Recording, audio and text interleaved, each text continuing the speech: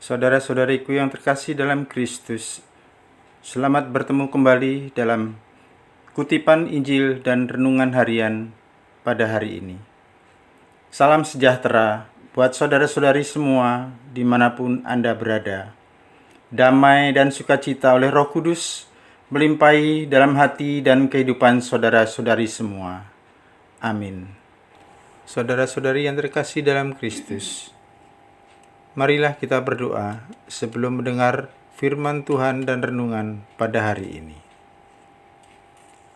Dalam nama Bapa dan Putra dan Roh Kudus. Amin.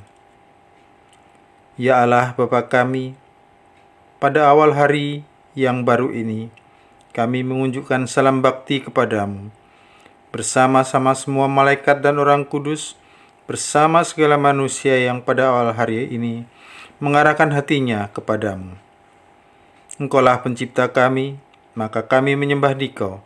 Engkaulah tujuan hidup kami, maka kami merindukan Dikau. Engkau mengasihi kami dan mengenal kami masing-masing. Engkau merangkum dunia dalam tanganmu dan memelihara dengan kasih sayang. Kami mengucap syukur kepadamu ya Bapa, karena Engkau memberi kami waktu untuk hidup dan kesempatan untuk bekerja. Syukur kami panjatkan kepadamu atas segala yang Kau lakukan di tengah-tengah kami. Semoga doa Bunda Maria dan para kudus sekalian menguatkan kami, supaya kami dapat melangkah maju dan meneladani Dikau, ya Tuhan Allah kami. Engkau yang hidup dan berdaulat sepanjang masa. Amin. Bacaan pertama dikutip dari kitab Nehemia bab 2 ayat 1 sampai ayat 8. Pada bulan Nisan, pada tahun ke-20 pemerintahan Raja Artasasta, ketika menjadi tugasku menyediakan anggur, aku mengangkat anggur dan menghidangkannya kepada raja. Karena aku kelihatan sedih, yang memang belum pernah terjadi di hadapan raja, bertanyalah raja kepadaku, "Mengapa mukamu muram, walaupun engkau tidak sakit? Engkau tentu sedih hati." Aku lalu menjadi sangat takut. Jawabku kepada raja, "Hiduplah raja untuk selamanya.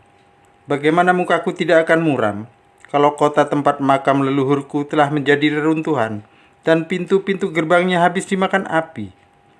Kata raja kepadaku, "Jadi apa yang kau inginkan?" Aku berdoa kepada Allah semesta langit. Kemudian menjawab kepada raja, "Jika raja menganggap baik dan berkenan kepada hambamu ini, utuslah hambamu ini ke Yehuda, ke kota makam leluhur hamba, supaya hamba ini membangunnya kembali." Maka bertanyalah raja kepadaku, sedang permaisuri duduk di sampingnya, "Berapa lama engkau akan pergi dan bila mana engkau akan kembali?" Dan raja berkenan mengutus aku sesudah aku menyebut suatu jangka waktu kepadanya. Maka berkatalah aku kepada raja, "Jika raja menganggap baik, berilah aku surat bagi bupati-bupati di daerah seberang sungai Efrat, supaya mereka memperbolehkan aku lewat sampai aku tiba di Yehuda. Juga sepucuk surat bagi Asaf, pengawas taman raja, supaya dia memberi aku kayu untuk memasang balok-balok pada pintu-pintu gerbang di benteng bait suci, untuk tembok kota dan untuk rumah yang akan kudiami." Dan raja mengabulkan permohonanku, karena tangan Allahku yang murah melindungi aku. Demikianlah sabda Tuhan. Syukur kepada Allah.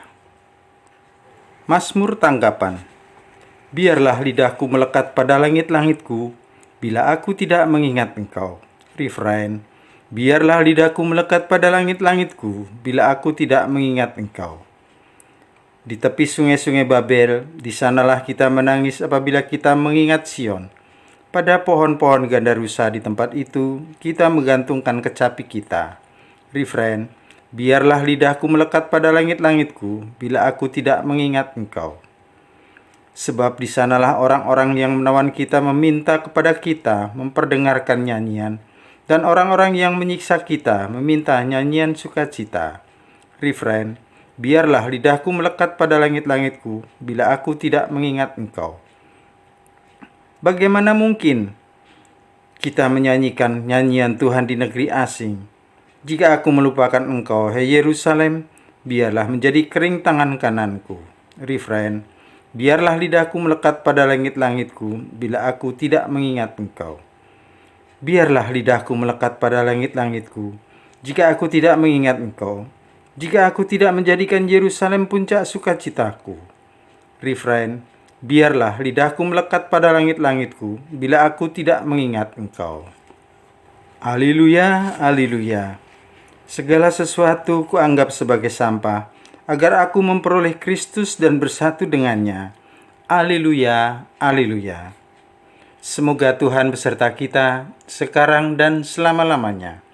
Inilah Injil Suci menurut Lukas, bab 9 ayat 57 sampai ayat 62. Dimuliakanlah Tuhan.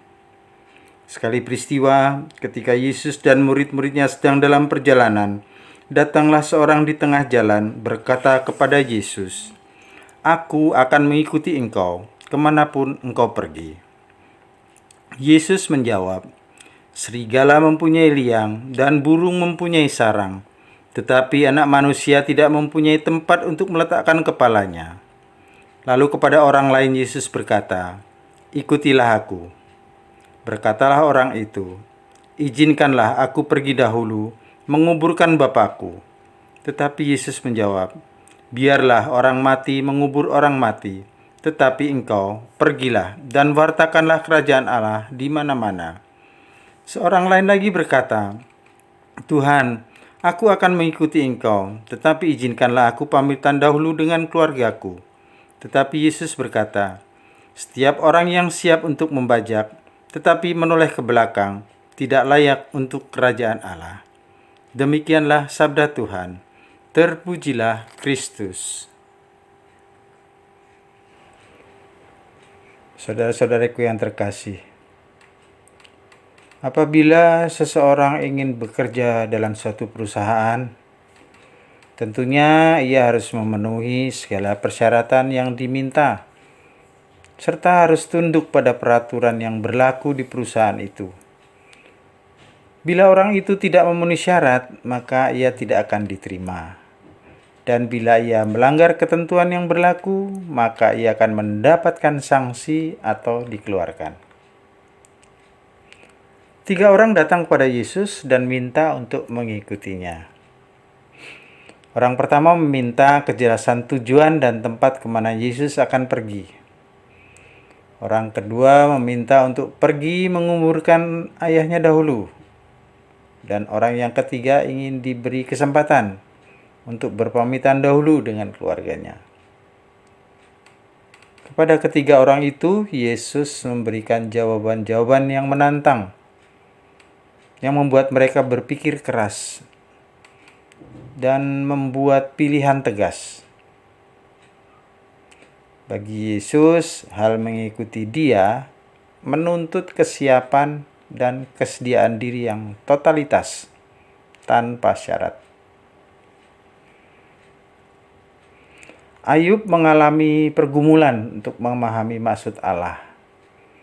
Ia tahu bahwa kemalangan itu bukanlah kesalahannya, tetapi juga ia tahu bahwa Allah adalah yang maha kuasa. Iman akan kemahakuasaan Allah membuat Ayub yakin bahwa Allah akan dan mendengarkan dia, walaupun terkadang apa yang dimohonkannya belum atau tidak terkabul. Itulah yang tanpa syarat, iman yang totalitas. Mampukah kita menerima dan mengimani kekuasaan Tuhan tanpa syarat kondisi tertentu kepadanya? Tetap semangat, selamat berkarya, sehat dan bahagia selalu. Berkah dalam, Tuhan memberkati. Amin. Kemuliaan kepada Bapa dan Putra dan Roh Kudus, seperti pada permulaan, sekarang, selalu, dan sepanjang segala abad. Amin. Bapa kami yang ada di surga, dimuliakanlah nama-Mu, datanglah kerajaan-Mu, jadilah kehendak-Mu di atas bumi seperti di dalam surga. Berilah kami rejeki pada hari ini, dan ampunilah kesalahan kami, seperti kami pun mengampuni yang bersalah kepada kami. dan janganlah masukkan kami ke dalam percobaan, tetapi bebaskanlah kami dari yang jahat. Amin. Dalam nama Bapa dan Putra dan Roh Kudus. Amin.